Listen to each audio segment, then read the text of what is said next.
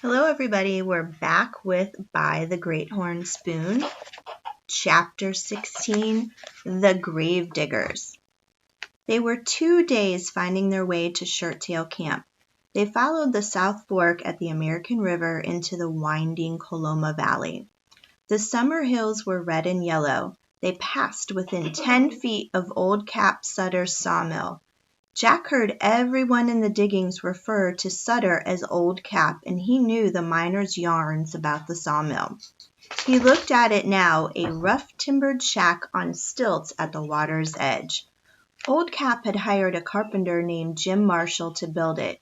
That was the way the yarn began. On a chill January morning in '48, the carpenter spied a yellow glitter in the tail race. He thought it might be fool's gold until he beat it with a rock. That was the test. Fool's gold was brittle and would splinter. Real gold was soft and would flatten out. The lump flattened like a yellow button. Marshall rushed off to Sacramento, where Old Cap had built a fort, and arrived in a pouring rain with the news. He made Old Cap bolt the door, pulled a white cotton rag from a pocket of his wet pantaloons, and revealed his discovery. Jim Marshall was so excited he could barely speak. The two men tried other tests. They got bowls of water and a scale. Using an equal amount of silver, they weighed the two metals under water. The gold was heavier. Then they tested the samples with acid to see if they would corrode. They wouldn't. There was no longer any question about Marshall's discovery in the tail race. He had found gold. The news leaked out, and the rush for yellow treasure began. Squatters came swarming into the valley, and now a town had sprung up on both sides of the river. Jack had never seen so many long toms and rockers in his life. "Is this the way to Shirttail Camp?" Praiseworthy asked a miner standing knee-deep in water and mud. "Just follow the river. If you hurry, you might get there in time for the hangin'." A lot of the boys had taken the day off for the festivities. Praiseworthy shrugged. "We're in no hurry, my partner and I. That's the dentist fellow. They got him trying to run off on a stolen horse." Praiseworthy and Jack exchanged a quick glance. The map. Only Cut-Eye Higgins knew where Dr. Buckbee's gold bonanza might be. He couldn't talk very well hanging from a limb, much as he deserved it, no doubt. "On second thought," said Praiseworthy, "we're in a terrible hurry. Good day, sir." They arrived at Shirttail Camp in an hour. It was a dusty village of round tents and square tents and plank shacks roofed with pine boughs. "There," said Jack, "there he is." He saw Cut-Eye Higgins seated on a horse under the limb of a tree. He wore his jippy-joppa hat, and around his neck a noose. The scar across his eye set his face at a hard squint. The crowd was ringed around him. "We're just in time," Jack murmured. Praiseworthy whipped out Stubbs' red bandana blindfold and quickly tied it around Jack's face.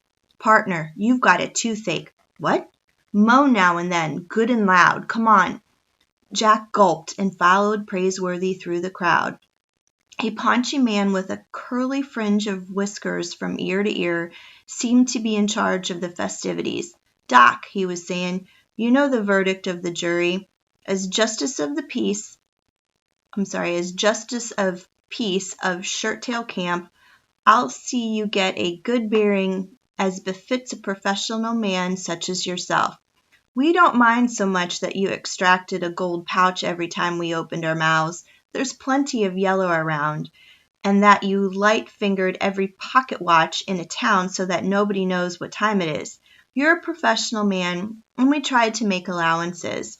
But horse stealing is a heinous crime, and you got to pay the penalty. Since you said your last words 2-3 times already this afternoon, let's get on with it. Boys, switch that horse." "Hold on," demanded Praiseworthy, stepping forward.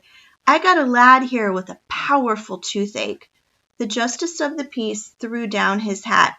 "Doggone, that's the 3rd one today. We'll never get him strung up." "I beg of you, gents," said Praiseworthy, "we've come a long way, and it'll only take a moment. The boy is in pain. Listen to him moan." Jack bellowed and held a hand to his cheek. Oh. He wasn't pretending. He was downright scared that they might let Cut-Eye Higgins pull one of his teeth. "All right," said the chin-whiskered official. "Get the doc down off that horse. Hiram, give him his forceps and bring that molasses barrel for the boy to sit on." Jack moaned again and watched the men help Cut-Eye Higgins off the saddle. He seemed a little weak in the knees. They cut the rope, binding his wrists behind his back, but left the noose around his neck. He peered from Jack to Praiseworthy. It was a moment before he recognized the butler in red shirt, jack boots, and whiskers. "Never thought I'd be glad to see you again," he said. His face was pale and his usual sneer was gone. Reluctantly, Jack seated himself on the molasses barrel, and the doomed man clapped an eye on him. "Open your mouth, son, and stop squirming." Jack took one look at the steel forceps in Cut-Eye Higgins' shaky hand and decided that a team of mules wasn't going to get him to open his mouth. "Let's see them ivories," Cut-Eye Higgins said under his breath. "I'll just tinker. You didn't come to me to have any yanked." "We came for the map," Praiseworthy muttered. "I figured. Get me out of this and the map is yours." Praiseworthy nodded. "It's a bargain. I'll do the best I can, but first, the map. I don't trust you even with a noose around your neck." Cut-Eye Higgins lifted off his jippy-joppa hat and fished a thick gold strip of brown paper out of his sweatband. It was as if he had kept it there only to make his hat fit. Then he returned the hat to his head, and it slipped down almost to his ears. "That's my part of the bargain. Now you keep yours. Open them jaws, boy." Jack swallowed hard and opened up. The crowd watched and waited. Cut-Eye Higgins wiped his forceps on his sleeve and set to work. Praiseworthy opened up the folds of brown paper, studied the markings, and within seconds he saw that the foxy scoundrel had outfoxed him again.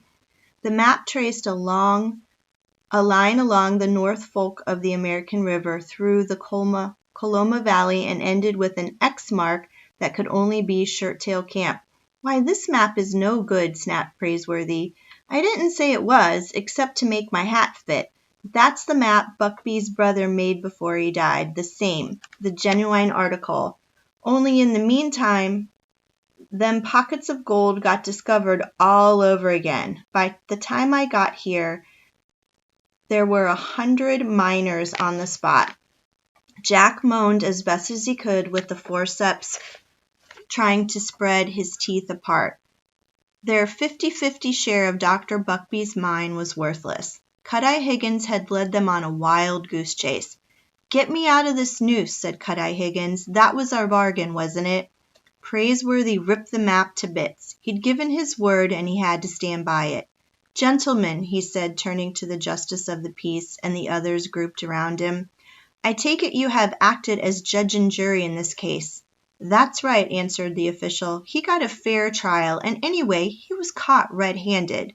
"Was he represented by counsel?" "What for? We knew he was guilty." "Under what law do you intend to dispatch Doc Higgins from the limb of that tree?" "Why, everybody knows horse stealing is against the law." "What law?" "Now listen here, stranger.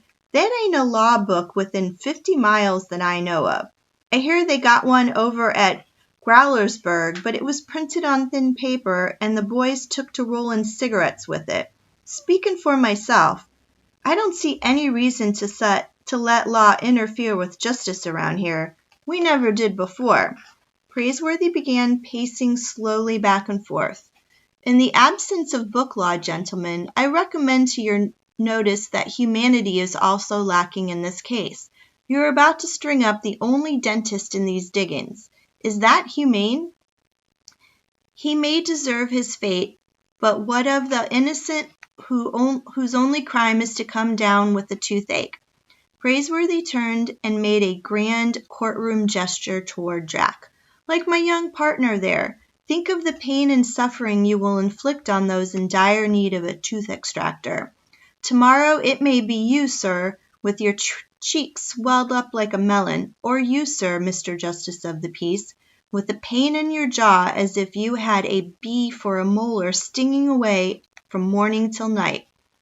One by one he singled out the gentlemen of the jury, and one by one they found themselves rubbing their jaws as if they could almost feel a toothache coming on. Praiseworthy had never made a speech in his life, but the words rolled off his tongue, and he could feel their effect on the crowd. When he finished, he was greeted with a yell of approval. "He's talking sense," someone called out. "The doc can't pull teeth if he's 6 feet under. We could put him in jail." The justice of Shirttail Camp shook his head. "Boys, we ain't got a jail. You know that. The verdict was string him up, but I suppose I could delay sentence until another tooth extractor shows up in these parts. There's bound to be one before long. Then we'll get on with the sentence." There was general approval from the crowd, and 2 toothaches broke out on the spot. Praiseworthy was astonished by the power he had found in his voice. The 2 miners got in line at the molasses barrel, and Jack was glad to give up his place. "My tooth has stopped hurting," he said, and Cut-Eye Higgins gave him a wink with his bad eye. "Doc Higgins," said the Justice of the Peace, "you got yourself a temporary reprieve. When you finish with them extractin' jobs, you stand still, and we're going to build a jailhouse around you. There'll be visitin' hours for anyone with a toothache. But I'll see you hung yet, and as soon as possible." And then he turned to Praiseworthy. "Stranger, I promised the doc a good buryin' befittin' a professional man. Might as well get all in readiness. Since you appointed yourself counsel for the defense, you get up in the hills and dig him a resting place. Make it 6 feet deep." "Why 6 feet?" "Don't be cantankerous, or I'll fine you for being in contempt of court. Everybody knows the grave has got to be 6 feet deep. Get going." The 2 partners returned to their burrow and led him into the hills above the diggings. "You sure made a good speech," Jack said. "It was something to hear. A regular lawyer couldn't have done better. And you saved Cut-Eye Higgins from being strung up. It's just temporary, which is about all he deserves." They chose a bare spot about half a mile from camp. It was on a bluff covered with oat straw and overlooking the river. They pulled pick and shovel from Stubbs' pack ropes and set to work. "Fine-looking country, isn't it?" Praiseworthy muttered, "even to be buried in." Jack tried not to think about Boston. It would soon be time to start back, and all they had to show for their labors was a worthless map. Poor Aunt Arabella, he thought. They would lose the house for sure. The entire trip to California was beginning to look like a wild goose chase. When they got the hole 4 feet deep, they couldn't go any further.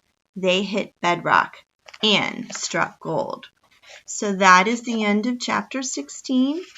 Tomorrow we will read chapter 17, the 15th of August. See you then. Bye.